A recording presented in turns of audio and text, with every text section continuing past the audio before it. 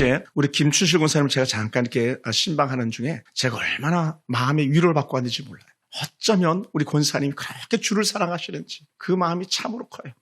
왜 그렇게 고백하냐면 권사님이 예배가 드리고 싶다는 거예요. 예배 드리고 싶다. 다른 말로 하면 교회 오고 싶다고.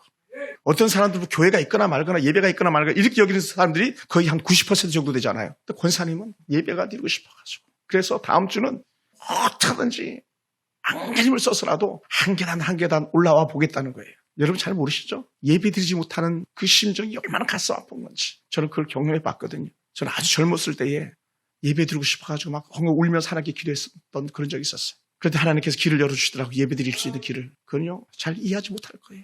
믿음을 빼앗기면 제일 먼저 나타나는 현상이 뭐냐면 예배 자리에서 멀어지게 만드는 악한 사단의 술수거든요. 하나님을 멀리하게 만들거든요. 그리고 세상 것이 더 좋아 보이게 계속 세상 것이 그 안에 들어오도록 만들어주거든요. 그런데도 불구하고 끝까지 믿음으로 인내하는 사람들은 어떻게든지 하나님의 말씀을 잡고 살려고 몸부림치고 기도하려고 몸부림치고 예배 한 번 더 드리려고 몸부림치는 그런 은혜가 있다는 거예요. 할렐루야. 네, 그런 은혜가 있어요. 얼마나 귀한지 모릅니다.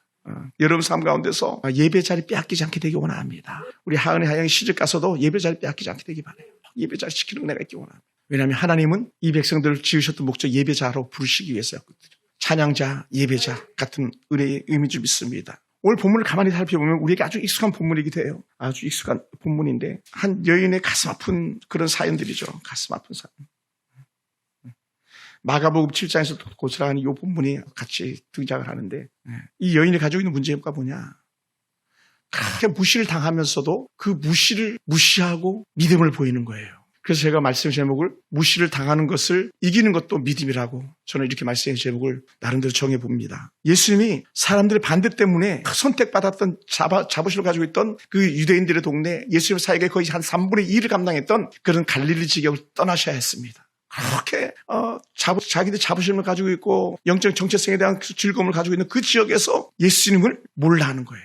예수님을 자꾸 밀어내는 거예요. 그러다 보니까 예수님께서 완전히 생판 반대쪽으로 가시는데 그게 뭐냐? 바로 이방인의 땅 두로와 시돈 지방으로 예수님께서 가시는 거예요. 근데요, 사실은 갈릴리, 나사렛 이 지역보다 두로와 시돈은요 비교할 수 없는 그런 지역이거든요. 어떤 지역이냐? 악하기로, 더럽기로. 그래서 이 유대인들은요 두로와 시돈하면 머리에 꽉 박혀 있는 게 있는데 그게 뭐냐면 바로 아하 왕과 그의 부인 이세벨이에요.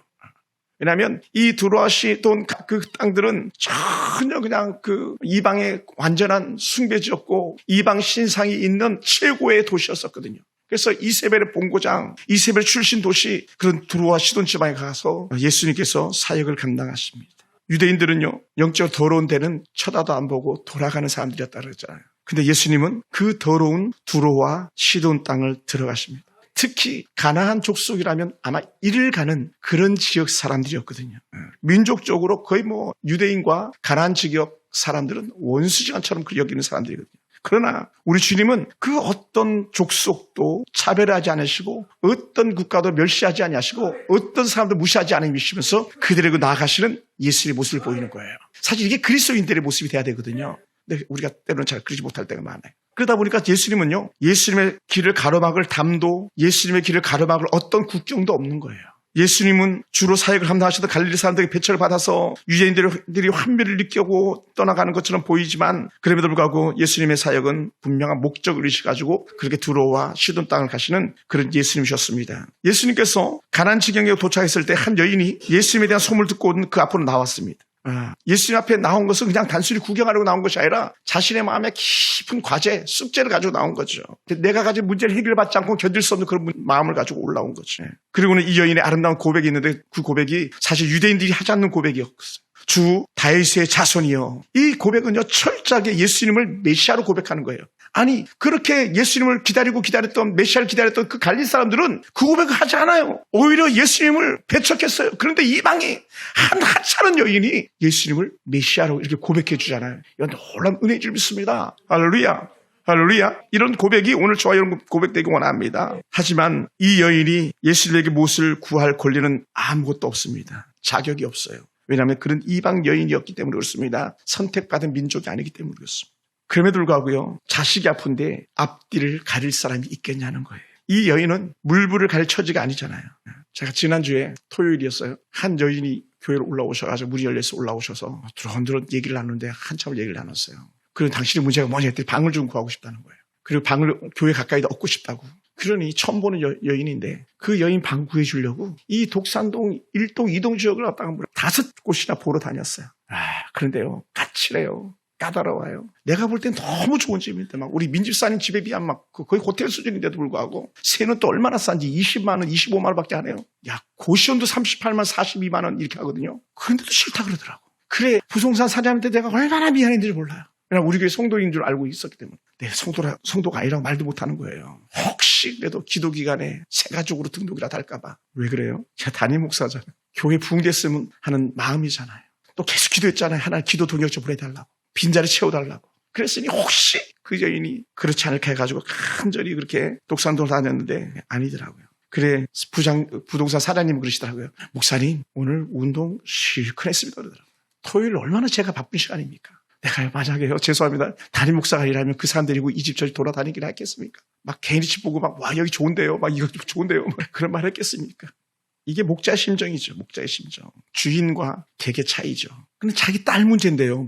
무슨 물불을 가리겠습니까? 제가 우리 성도들 문제라 물불을 가릴 수가 없는 거예요. 우리 교회 나갔지만 그 가정 문제라면 제가 막 검사도 쫓아다니고 판사도 쫓아다니고 지금 교회 떠났지만 제가 서울중앙지검 서초동에 검찰들 만나고 살려달라고 도와달라고 그런 일도 다 감당했는데 왜 그러냐? 목자니까 하는 거야. 목자니까. 세상에 김명수 대법원장 있는 데를 가보고 또 누구 있는 데를 가보고 TV에 나오는 데를 그렇게 가봤네요. 목자의 심정인 거예요. 그러니까 예수님께서 그 목자시기 때문에 십자가 위에까지 올라가는 거예요. 목자기 때문에 십자가 위에. 엄마기 때문에 비록 자격 없고 권한 없어도 엄마기 때문에 나오는 거예요. 할렐루야. 그리고는 이 여인이 다윗의 자손 메시아로 그를 부르면서 하는 말이 뭡니까? 제발 좀 불쌍히 여겨달라고. 이게 너무 좋은 것 같아요. 여러분 기도 안 나오면 딴 말 하지 마세요. 하나님 나를 불쌍히 여겨주시옵소서. 진짜 기도 많이 하는 사람들이 하나님 딴 말 안 해요. 하나님 나를 불쌍히 여겨주시옵소서. 성경 속의 대부분의 사람들이 간절한 사람들은요. 나를 불쌍히 여겨주소서 이 말했죠. 길게 막 그냥 정말 그 좋은 미사옥 써가지고 기도한 사람 없어요. 없어요, 여러분. 어디만 쭉 창하게 기도합니까? 그놈들은 어떤 사람인지 아세요? 예수님 쫓아낸 놈들은 그렇게 했어요. 바리새인이나 서기관, 헤롯 당원들은 길거리 서가지고 미사옥 써가면서 막 하늘 우러러보고 막 거창하게 기도했잖아요. 근데 어떻게 옆에 있는 세리는 어떻게 됐어요? 내가 죄인입니다. 내가 죄인입니다. 이거 했지. 유창한 말로 하지 않았어요. 따라해서 기도는 유창하지 않아도 괜찮다. 그 안에 간절함이 있으면 된다. 아멘. 유창하지 않아도 돼요. 그 안에 간절함이 있으면 돼요. 지금 이 여인의 심정이 그런 거죠. 근데 중요한 게 뭐냐면 예수님은 누구보다도 이 여인의 심정, 여인의 마음을 잘 알아셨을 거예요. 그분은 전능하신 분이니까요. 그런데 예수님은 이 여인에게 정말 말을 듣고도 들은 척도 하지 않는 거예요. 얼마나 지금 이 여인이 절박합니까? 자신의 딸이 악한 귀신에 사로잡혀가지고 고통받는데 그래서 좀 살려달라고 좀 도와달라고 그렇게 하면서 정말 장벽을 뛰어넘어서 사람들이 막 저지하는데도 불구하고 나와가지고 예수님께 부르짖는데도 불구하고요. 이 여인은 그렇게 애가 타지만 예수님은 외면하는 거예요. 여러분, 흉악한 귀신이 들린 사람을 데리고 나오는 또 그런 아이를 데리고 사는 엄마는 얼마나 어려웠겠습니까? 그러니 예수님이 들어와 시도지경에 들어왔다는 얘기를 듣고 만살 제쳐두고 가는 거죠. 왜요? 우리는 자식을 포기하지 않는 사람들 아닙니까? 더더군다나 예수님은요.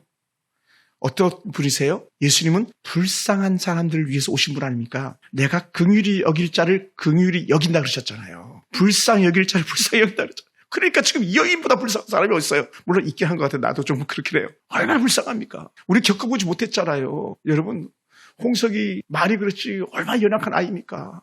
걔 때문에 회사가 하나 문을 닫았어요. 자, 직장 소개해줬다가 제가 아주 민망했어요. 교회 한 칸에서 교육관에서 장애인들 데리고 간의 수공업하는 그런 장애인들 살려보겠다고 우리 집사님과 권사님, 안수 집사님들이 막 힘을 합쳐서 했는데 이놈 자식이 거기서 완전 사고를 쳐가지고 그냥 아주 그냥 에어컨들마다 막 다 부셔버리고 막 그런 자식을 둔 부모는요 얼마나 많이 아프겠어요. 그것도 그냥 지나갈 수 없잖아요. 부모들이 변상해야 되잖아요. 이 부모 심정을 누가 알겠냐는 거예요. 그런데도 불구하고 어떻게 해요? 우리 애들 말로 하면 예수님은 쌩 까시는 거죠. 예수님 참 모지세요. 모지라요.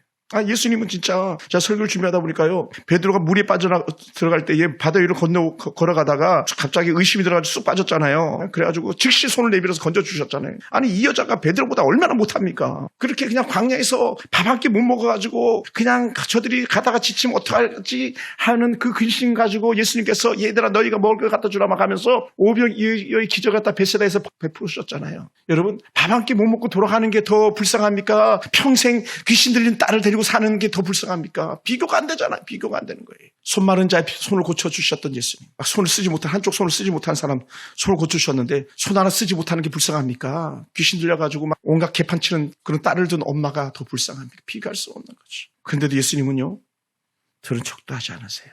그러다 보니까 이런 생각이 드는 거예요. 아니, 어떻게 말씀도 안 하시지? 때로는요, 말 안 하는 게 말하는 것보다 더 강력한 메시지가 있는 거 아세요? 옛날 그런 말도 있잖아요. 우리 학교 다닐 때 많이 했던 말, 침묵은 금이다 그랬잖아요. 귀하다 그랬잖아요. 그러니까 예수님께서 입을 꼭 다물고 계신 거예요. 근데 예수님이 이 여인에게만 침묵했던 것이 아니라 다른 곳에서도 예수님이 묵비권 행사하실 때가 있다라고 말씀하지 않을 때. 그런 예가 어디냐? 때로는 헤롯 앞에서, 빌라도 앞에서 그렇게 예수님께서 말씀하지 않으셨어요. 그리고 그 3번이나 부인하는 베드로 갖다 눈으로 저기 보면서 그 예단 찬양 제목처럼 물끄러미 바라봤다 그래요. 성경 본문의 예전의 본문인데 그러면서 예수님께서 한 말씀도 안 하세요. 한 말씀도. 여러분, 말하는 게 쉽지 말하는 건 어려워요. 여러분, 입 근질근질하지 않습니까? 남이 흉hum을 보면 막 입이 근질근질하고 막 그럴 때도 있잖아요. 근데 그걸 꼭 참고 또 남 불쌍한 사람 보면 달려가서 도와주는 게 쉽지 꼭 참고 내가 도와줄 수 있는 능력이 있는데도 누가 안 도와주는 건 사실 더 어려운 거예요. 근데도 불구하고 예수님은 끝까지 못 본 척 침묵하시는 예수님. 그러다 보니까 저는 이런 생각이 들었어요. 예수님 너무 가혹하지 않습니까? 너무 냉정하지 않습니까? 아마 모르게도 그 주변 사람들이 그렇게 봤을지도 몰라요. 왜냐하면 그 주변 사람들 볼 때 예수님께서 아무런 반응도 보이지 않으니까 오히려 제자들이나 그 주변 사람들이 예수님 당신의 말씀이 방해되니까 저희 애인을 그냥 쫓아보낼까요? 어떡할까요? 막 이렇게 말하기까지 하잖아요. 그러니 이 여인은 더 마음이 아프고 더 간절하죠. 특히 주변의 제자들이 예를 들어서 저 여자 돌려보낼까요? 쫓아낼까요? 막 했을 때 얼마나 그렇게 말하는 사람이 야속했겠어요. 여러분, 때리는 신랑보다 말리는 시누이, 말리는 시어머니가 더 밉다는 옛말도 있는 것처럼 말씀하지 않는 예수님보다 그 옆에서 자신을 쫓아내라고 하는 그런 그 얘기를 듣는 또 얘기를 하는 그 사람들이 얼마나 마음이 불편했겠어요. 요즘은 어떤 때입니까? 선거철이잖아요. 선거철. 지금 후보들이 지역을 수리하면서 유세를 하는데 얼마나 어떤 사람들 환영받겠지만 얼마나 푸대접을 받습니까? 유권자는요, 푸대접 봐야 돼요. 후보는요, 뒤로 물러설 수가 없는 거예요. 유권자들은 눈길 안 줘도 후보는 그래도 눈길 달라고 막 눈을 쳐다보고 돌아다녀야 되는 거예요. 왜? 목적 있잖아요, 목적. 어떤 목적입니까? 당선이잖아요, 당선. 당선에 대한 목표가 있기 때문에 유권자들이 아무리 자기들을 막 무시하고 조롱해도 끝까지 그 길 가는 거예요. 끝까지 그 길. 선거철의 후보들의 모습인 것처럼 오늘 이 여인이 가지고 있는 것은 더 간절한 거죠. 선거야 뭐 낙선하면 다시 재선할 수 도전하면 되지만 이 여인은 평생 그렇게 살아야 될 딸이니까 이게 해결하지 못하면 그 고통이 얼마나 크겠습니까? 그런 면에서 한편으로는 제가 가끔은 이런 생각이 들 때가 있어요. 너무 죄송할 때가 있어요. 성도들 향해서. 왜? 하나님 제발 우리 성도의 가정도 좀 고쳐주시죠. 문제 좀 해결해 주시죠. 그럴 때가 많고요. 그럴 때 마음이 많이 아파요. 그중에 우리 홍석이도 예의가 아니고 또 우리 철이도 예의가 아니고 아니 손 마른 자를 고칠 예수님이라면 우리 정말 철이도 좀 벌쩍 일어나게 하고 좀 유전자 치료해가지고 뭡니까 줄기세포 치료해가지고 그냥 좀 손도 팍 정상이 되고 막 무릎에도 정상이 되게 하면 어떻겠습니까? 줄기세포 치료 2-3방 맞는데 1,000만 원이라 그러더라고요. 근데도 뭐 그게 없어서 못 맞을 정도로 막 그렇게 해야 된대요. 새로운 세포가 막 번식을 한다 그러죠. 어느 정도가 진짜인지 모르겠지만 근데 우리 그를 쳐지도 안 되잖아요. 그래 얼마나 마음이 아픈지 모릅니다. 마음이 아프죠. 여인이 자꾸 예수님께 다구칠 때에 예수님께서 뭐라고 말씀하십니까? 24절에는 차라리 말씀을 하지 마시지 할 생각 정도로 이렇게 말해요. 나는 이스라엘 집에 잃어버린 양 외에는 다른 데로 보내심을 받지 아니하였노라. 아니 지금 예수님은 이 말씀하실 상황이 아니잖아요. 아니 이스라엘 집에 잃어버린 양에게 갔다가 거기서 쫓겨났잖아요. 이스라엘 그렇게 예수님이 오길 기다렸던 그 사람들이 예수를 쫓아냈잖아요. 그러면 얼싸투타 막 저 같으면 그랬을 것 같아요. 예를 들어서 어떤 성도가 나갔다면 그 성도 대신 어떤 사람이 왔다면 그러면 그렇지 그래도 하나님께 보내주셨지 하면서 오히려 위로받고 기뻐하고 즐거워야 되는데 이 가난한 여인이 예수님을 알아보고 예수님 간청해도 예수님께서는 너는 아니야 이렇게 얘기하죠. 너는 아니야. 너는 이스라엘의 양이 아니야. 내 양이 아니야 이렇게 얘기하는 것 같아요. 근데 이게 근거가 있어요. 왜 그렇게 말씀하셨냐면 에스겔서 34장 6절에 보면요. 유다가 멸망할 시중에 이렇게 표현해요. 내 양떼가 모든 산과 높은 맷뿌리마다 유리되었고 내 양떼가 온 집에 흩어졌으되 찾고 찾는 자가 없었도다. 이 이스라엘 잃어버린 양에 대한 주석이었었어요. 내 양은 하나님께서 말씀하시는 거거든요. 이스라엘은 내 양이야. 내 양떼가 흩어졌구나. 그리고 어떻게 찾아러 나서야 되는데 찾고 찾아야 되는데 찾는 자가 없구나. 그러니 그걸 바라보는 목자의 심정은 너무 마음이 아픈 거죠. 어찌 보면은 이 에스겔서 34장 6절의 말씀이 근거가 돼가지고 예수님께서 99마리 양을 들판에다 두고 그 잃어버린 한 마리 양을 찾아 나서는 그 목자의 심정을 바로 에스겔서 34장 6절을 근거로 해서 말씀하고 계신지도 몰라요. 그렇습니다. 예수님, 내가 찾으러 왔습니다. 내가 이스라엘의 잃어버린 양을 찾으러 왔습니다 하면서 말씀하시는데 중요한 게 이 여인은 너는 빼놓고 이렇게 된다는 거예요. 그리고 얼마나 서운하겠어요. 얼마나 섭섭하겠습니까? 제가 예전에 군에 있을 때 한번 소개한 것 같기도 한데 군 병원에 그 목사님이 군종교대들이 막 성경 공부를 하는 거예요. 근데 그 모습이 막 너무 부러웠던 거예요. 아니 나도 왔으면 좀 그래도 내가 간부기도 한데 좀 옆에 와서 우리 심영재님도 같이 좀 들으시죠. 뭐 이렇게 하면 얼마나 좋았겠어요. 근데요 거기 포함시켜 주시지 않더라고요. 나도 막 그때 말씀이 막 불까지 타오르고 막 심정이 막 불까지 타오르고 예배드리고 싶어서 안 달랐던 그런 때였거든요. 근데 그렇게 포함시켜 주시지 않더라고요.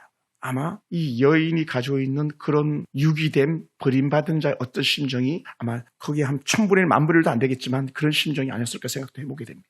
그거요. 서운한 거예요. 서운한 거예요. 그래서 예수님은 이 여인을 말로 더 큰 상처를 주고 계신 그런 모습인 거죠. 여러분, 말로 상처받으면요, 더 가슴이 아픈 거죠. 그리고 오죽했으면 옛날에 사람들이 이렇게 말했겠어요? 전쟁에 죽은 사람보다 말로 죽은 사람이 훨씬 더 많다 그러잖아요. 네. 어떤 사람들이 이렇게 말해요. 사람은 말할 수 있는 장점이 있지만 반면 말 때문에 갖는 문제점이 더 크다라고도 얘기를 해요. 말. 격언에도 보니까 이런 말도 있더라고요. 우선 말은 한 사람의 입에서 나오지만은 1000사람의 귀로 들어간다는 사실을 늘 생각해야 된다는 거예요. 그렇다면 예수님은 지금 듣는 여인의 마음을 조금 더 헤아려주지 않는 아주 나쁜 말꾼인 거죠. 우리가 이 여인이 아니기 때문에 이 여인의 심정을 잘 이해하지 못할 수도 있는데요. 예전에 우리 어느 한 성도님이 집을 나가지고 온 천지를 돌아다닌다는 거예요. 목사님, 우리 성도님, 우리 엄마 좀 찾아주세요. 우리 엄마 좀 찾아주세요. 우리 교회 성도였었어요. 그때 전 하늘이 무너지는 것 같더라고요. 그래서 제가 막 발을 동동 구르고 여기도 가보고 저기도 가보고 그랬던 적이 있었어요. 나중에 들어오긴 하셨죠. 이거요. 당해보지 않은 사람은, 가족이 아닌 사람은 알 수가 없는 그런 일일 거예요. 솔로몬은 이렇게 말한 적도 있습니다. 말이 많으면 어리석은 소리가 나온다고 전도서 5장 3절에서 그렇게 말하더라고요. 그러니까 차라리 말을 하지 않는 편이 나을 법한 그런 삶이 우리가 때로는 자주 있어요.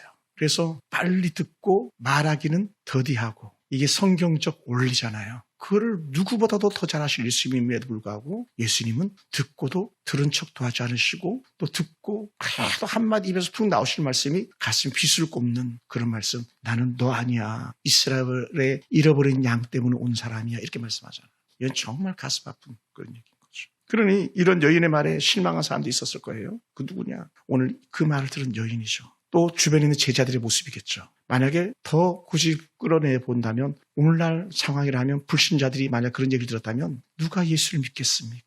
예수님을 믿겠다는 사람 없겠죠. 거봐라. 그럴 줄 알았다. 그러지 않겠습니까? 그런데 여러분 예수님의 모든 것은 분명한 목적이 있는 거예요. 예수님의 말씀 한마디, 예수님의 손짓 하나, 예수님의 발걸음 하나라도 분명히 목적이 있는 것이지 목적 없이 말씀하시거나 목적 없이 침묵하시거나 목적 없이 다니시는 적은 단 한 번도 없어요. 우리나 되니까 말할 때를 분별하지 못하고 말해야 될 시간과 말하지 말아야 될 시간을 갖다 구별하지 못하는 것뿐이지 가야 될 것과 가지 말아야 될 것을 분별하지 못할 뿐이지 우리 주님은 절대로 그런 분이 아니시라는 거죠.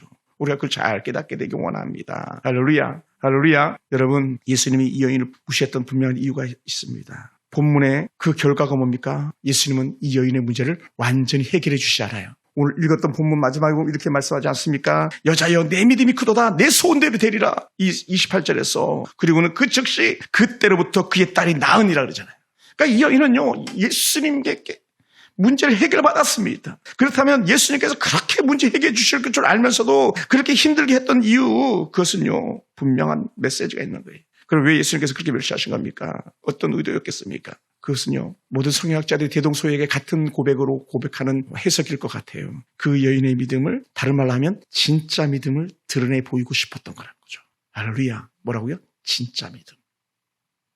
그렇게 무시당하면서도 예수님을 메시아로 알아보고 메시아에게 매달리는 진짜 믿음. 그 주변에 그 제자들도 예수님 누군지 몰랐잖아요. 따라다니면서 몰랐어요. 빵을 먹으면서 떡을 먹으면서도 예수님 누군지 몰랐는데 이 여인은 예수님이 확고부동한 메시아라는 확신이 있었다는 거예요. 할렐루야. 그걸 믿으십니까? 그걸 믿는 사람들은요 어떤 환란이 오고 시련이 와도 흔들리지 않습니다. 끝까지 그 길 가는 거예요. 다리가 부러지고 또 때는 팔이 부러지고 또 때는 정말 속에 악한 속병이 들어도 우리는 끝까지 나는 믿음으로 이 길 갑니다라고 담대히 고백하면서 예수님이 전부입니다 이렇게 고백하면서 가는데 그것을 오늘 이 여인을 통해서 우리 주님께서 보여주고 싶었던 거예요. 예수님은 자신을 멸시한 유대인들과 달리 자신을 알아보고 영접한 이 여인의 믿음을 갖다가 만천에 드러내고 싶었던 그런 모습인 거죠. 그리고 이런 간절함이 있어야만 문제가 해결된다는 것을 보여주고 싶었던 것 같습니다. 그러다 보니까 제가 이렇게 설교를 준비하다가 생각한 거예요. 도대체 그게 뭐였을까 또? 그랬더니 그것이 기도였었어요. 구하라, 찾으라, 두드리라. 반복적으로 똑같은 의미를 갖다 3번이나 말하는 건 이건요. 끝까지 포기하지 말라는 거였거든요. 그리고 오늘 이 여인이 구하고 찾고 두드리고 끝까지 포기하지 않은 가장 아름다운 영적인 롤 모델이 되는 거예요. 충분히 의심할 만하고 충분히 포기할 만하고 충분히 돌아갈 만한데도 불구하고 왜냐하면 완전 쌩까시네 무시했잖아요. 들은 척도 안 했잖아요. 그러니까 이제는 포기하고 가야 되는데도 불구하고 아닙니다 예수님 아닙니다 예수님 내 딸 살려야 됩니다 했던 이 포기하지 않는 그 믿음을 갖다가 주님께서 구하고 찾고 두드려야 된다 하셨던 말씀과 다름이 없음을 믿습니다. 할렐루야. 그러다 보니까 사랑하는 성도 여러분 우리가 마음에 손을 품고 포기하지 않는 것이 오늘 우리들의 믿음임을 고백하기 원합니다. 할렐루야. 문제를 해결받으려면 시련을 이기고 장애물을 뛰어넘어야 되는데 그 시련이 무엇이었습니까? 사람들의 무시함이었죠. 사람들의 무시. 오늘도 여름 수련회 때문에 회의를 갔다 왔는데 우리 여름 수련회 연합 수련을 어떻게 해야 될까 해가지고 회의를 갔는데 그 목사님 한 분이 설교하면서 그러더라고요. 큰 교회 목사들이 작은 교회 목사들을 너무 무시한다, 본 척도 하지 않는다고 하는 그런 설교 이렇게 나름대로 하시더라고요. 그 말 들을 때 사실 가슴이 찢어지는 거였어요. 정말 그렇거든요. 총회는요 거의 큰 교회 목사들이 가는 데지 작은 교회 목사들은 갈 수가 있는 곳이 아니에요. 다른 말로 하면 기득권자들이죠. 유대인들은 기득권자들이었거든요. 그들은 오히려 자신들이 가지고 있는 기득권을 예수를 멸시하고 무시했어요. 그런데 이 여인은요 기득권자가 아니었거든요. 왜냐하면 이스라엘의 잃어버린 양 아닌 이방인의 여인이었었기 때문에. 그런 면에서 예수님은 넉넉하신 거예요. 큰 품을 가지신 거예요. 이 여인이 어떤 시련을 이겨냈습니까? 말에 대한 아픔인데요. 24절 우리가 한번 봤지만 나는 이스라엘 집에 잃어버린 양 외에는 다른 데로 보내시를 받지 아니하였노라. 똑같은 목사들인데도 넌만 내 아들 아니잖아 임마. 넌 우리 교회 출신 아니잖아. 넌 우리 교단 출신 아니잖아. 이렇게 사람들은 편을 가르잖아요. 여당 야당 막 무슨 나 편 가르듯이. 예수님은 사실 그런 분이 아니시거든요. 오늘 우리도 그런 사람 아닌 줄 믿습니다. 할렐루야. 어제 우리 사랑하는 귀한 김치철 권사님 그런 고백을 해주시더라고요. 목사님은요 중국 사람 한국 사람 차별하지 않으시잖아요. 저는 그게 너무 좋았다고 그러시더라고요. 차별할 이유가 없는 거예요. 하나님 나라에서 중국 사람, 베트남 사람, 한국 사람 어디 있습니까? 다 같은 주의 자녀일 뿐이죠. 부자, 가난한 사람 천국에 그런 거 없잖아요. 그렇게 예수님이 말로써 그에게 상처를 주고 헤집어서 무너뜨리려고 해도 이 여인은요 끝까지 제가 볼 땐 그랬어요. 이를 악물고 견딜 것 같아요. 이를 악물고. 이 여인은 포기하지 않았습니다. 뒤로 물러나지 않았습니다. 자신이 성내지 않았습니다. 자신의 마음을 지켰습니다. 오히려 더 큰 소리로 예수를 부르고 관찰하는 겁니다. 우리 조금만 서운하면 얼마나 성냅니까? 조금만 서운하면 우리 얼굴빛이 변하지 않습니까? 목소리 톤이 막 올라가지 않습니까? 근데 이 여인은요 목적이 분명이기 때문에 철저하게 자신을 내려놓는 그런 모습을 보였습니다.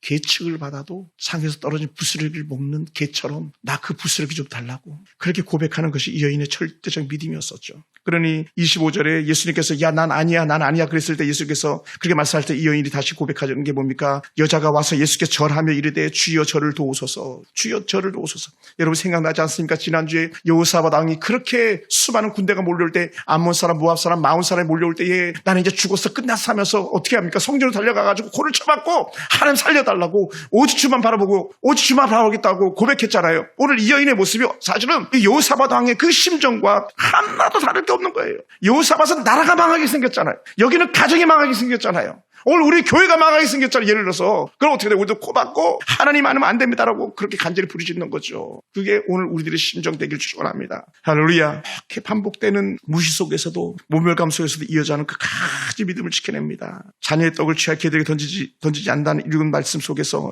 이 여인이 하는 말. 그렇습니다. 예수님. 맞아요. 당신 말씀 다 맞습니다. 그런데요 주인의 상에서 떨어지는 부스러기 그 개가 먹잖아요. 저도 개를 키워봤었기 때문에 개가 어떤지 압니다. 우리가 먹으면 그거만 쳐다보고 있잖아요. 부스러기 떨어지는 것만 기다리고 있잖아요. 뭐 먹으면 막 그냥 먹고 싶어가지고 막. 요즘 어떤 유튜브는 막 걔가 안 주면 막 달라고 막 이렇게 막 계속 이게 터치하잖아요. 좀 나도 좀 줘. 막 작은 거 주면 좀 큰 거 주라고 막 그러기도 하잖아요. 요즘 뭐 별게 다 있어요. 그런데 이 여인이 하는 말이 그거 아닙니까? 부스러기라도 좋습니다. 부스러기라도 좋습니다. 그러니 부스러기가 졸지에 특별한 것이 되는 거예요. 그게 뭐냐? 저는 이제 이 성경 속에서 문학적 기법을 썼다고 생각하는데 그게 뭐냐면 내 믿음이 크도다라는 거예요. 여자여 내 믿음이 크도다. 떨어지는 붓쓰레기라도 줬사오니 그 붓쓰레기 주려고 했더니 그게 아니고 너는 진짜 믿음이 크다. 완전히 대비되는 거예요. 대비. 그리고 그때로부터 그의 딸이 나으니라 이렇게 고백하잖아요. 사랑하는 성도 여러분, 이 여인은 그러므로 시련을 여기지 않았어요. 오히려 시련을 당연하게 여겼습니다. 왜냐하면 회복에 대한 기대가 있었기 때문에 그렇습니다. 딸을 살릴 것에 대한 기대가 있었기 때문에 그렇습니다. 그러니 그 여인은 이렇게 말했을 것 같아요. 나는 이렇게 무시당해도 괜찮아. 나 이렇게 수치당해도 괜찮아. 그런데 중요한 게 뭔지 알아? 그럼에도 불구하고 나는 내 딸을 포기할 수가 없어. 이거 내 딸을 포기할 수가 없어. 그러니 어떤 말을 들어도요 흔들리지 않는 거예요. 따라해 봅시다. 믿음은 어떤 말을 들어도 인내하는 겁니다. 할렐루야. 당연하게 받아들일 거예요. 무시하는 거 당연하게 받아들일 거예요. 기꺼이 당연하게. 어떤 제가 사역을 할 때도 거의 큰 교회 목사 그룹이었었어요. 제가 개인적으로 그렇게 생각했어요. 야, 너무 무시했구나 사람들이. 이건 제 해석은 아니었고 주변 사람들이 해석해요. 너가 작은 개척교회잖아. 그러니까 그들이 무시한 거야. 이런 얘기를 하는 거예요. 그래서 얼마나 그 마음이 서운했었는지 몰라요. 나는 안 하겠다고 했는데 지들이 시켜놓고는 무시하더라고요. 얼마나 섭섭했는지 몰라요. 나중에. 그러니 그런 작은 것 하나도 그런 마음이 드는데 하물며 예수님께서 이렇게 힘이 든 여인을 갖다 무시했음에도 불구하고 여인이 믿음이 흔들리지 않는다. 소원이 꺾이지 않는다. 이건 정말 귀한 겁니다. 할렐루야. 사랑하는 성도 여러분, 사람들은요 시련에 대해서 겪어서는 안 되는 일로 다들 생각합니다. 그렇지만요 시련이 때로는요 오히려 역전되는 은혜가 있는 줄 믿습니다. 할렐루야. 따라서 내 시련이 역전되게 하소서, 내 아픔이 역전되게 하소서. 할렐루야. 역전되게. 우리가 잘 아는 헬린 켈러는요 세상에 고통이 많지만 극복하는 것들도 많다라는 거예요. 그렇게 시각장애자, 청각장애자로 사는 그가, 여러분 말이 그렇죠. 시각장애, 청각장애면 삶이 포기되는 거예요. 그런데도 불구하고 그는 뛰어난 저술가가 되었고요. 활동가가 되었고요. 강연자가 되었고요. 수많은 사람들에게 영향력을 끼치는 아마 최고의 장애인이었을 거예요. 최고의 장애인. 현대그룹의 정지영 회장은 소철하신 분입니다만은 포기하면 그 순간에 바로 실패하는 거다라고 했어요. 절대 포기하는 정신, 그것 때문에 오늘날 대한민국을 이렇게 위대한 나라로 세우는 데에 정말 두각을 드러내는 그런 고인이 아닙니까? 오늘 우리 삶 속에도 마찬가지예요. 수도 없이 포기하고 싶지만 그럼에도 불구하고 포기할 수 없는 상황을 우리가 살아가고 있다면 여러분은 위대한 또 다른 오늘 이 한 여인과 같은 줄 믿습니다. 사랑하는 성도 여러분, 사실은 모두가 다 이 여인과 같은 상황인 거예요. 단지 사이즈 크기가 다를 뿐이지, 시련의 크기가 다를 뿐이고 무시하는 크기가 다를 뿐이지 우리는 여전히 무시당하면서 또는 시기, 질투 속에 살아가면서 아픔을 겪고 있는 그런 삶일지도 모릅니다. 그럼에도 불구하고 우리가 믿음을 지키는 데 있어서는 결코 포기하지 않게 되기 원합니다. 할렐루야. 할렐루야. 그래서 제가 설교를 준비하면서 이런 생각이 들었어요. 야, 목회자가 뭐냐 이렇게 나름대로 막 정의를 해봤어요. 설교를 준비하면서. 그랬더니 주신 은혜가 뭐냐면 무시당하지만 포기하지 않는 거다. 우리 삶 가운데 시련이 있지만 그 시를 담을 뛰어 넘어가는 거다. 그래서 제가 막 메모했어요. 담을 뛰어 넘어가라. 할렐루야. 따라서 담을 뛰어 넘어갑시다. 고통의 담을 뛰어 넘어갑시다. 환경의 담을 뛰어 넘어갑시다. 이 여인은 뛰어 넘어간 거예요. 주변 사람들 말려 뛰어넘어갔습니다. 예수님의 무시함 뛰어넘어갔습니다. 자기 딸의 문제를 가지고 이겨내겠다고 도전했습니다. 그것이 그에게 아름다운 열매가 된 겁니다.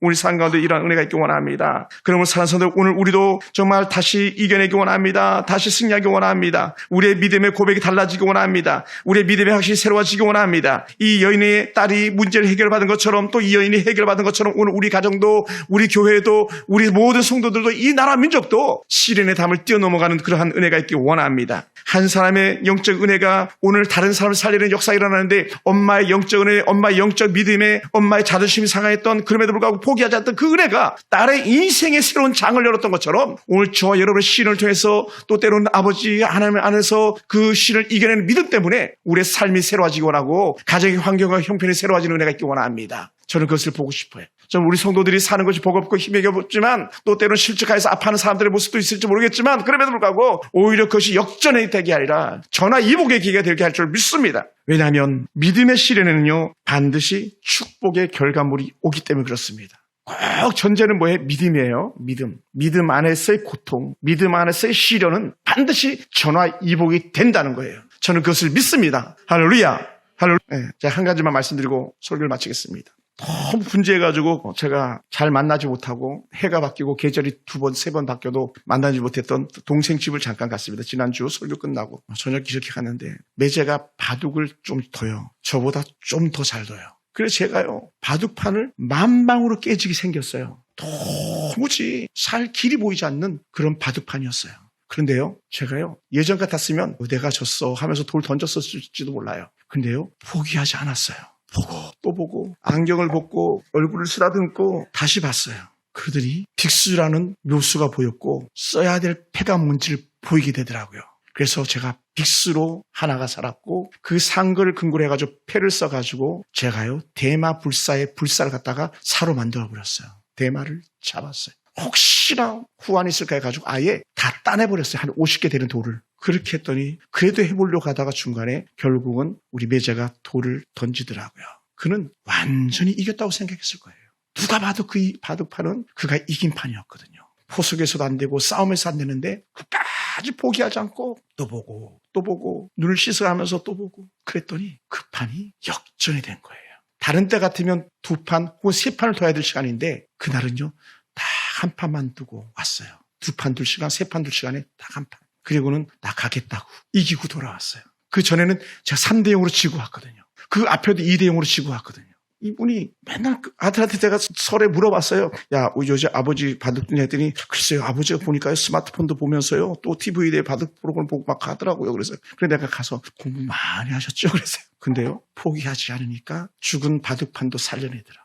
하물며 우리 주님이 뭔들 못 살리시겠습니까? 귀신도 떠나가게 하시는 주님께서 해결하시지 못할 일이 어디 있겠습니까? 오늘 우리가 그 주님을 바라보면서 끝까지 포기하지 않고 믿음을 가지고 인내해서 승리하는 저와 여러분 되기를 주님의 이름으로 축원합니다. 할렐루야. 기도하겠습니다.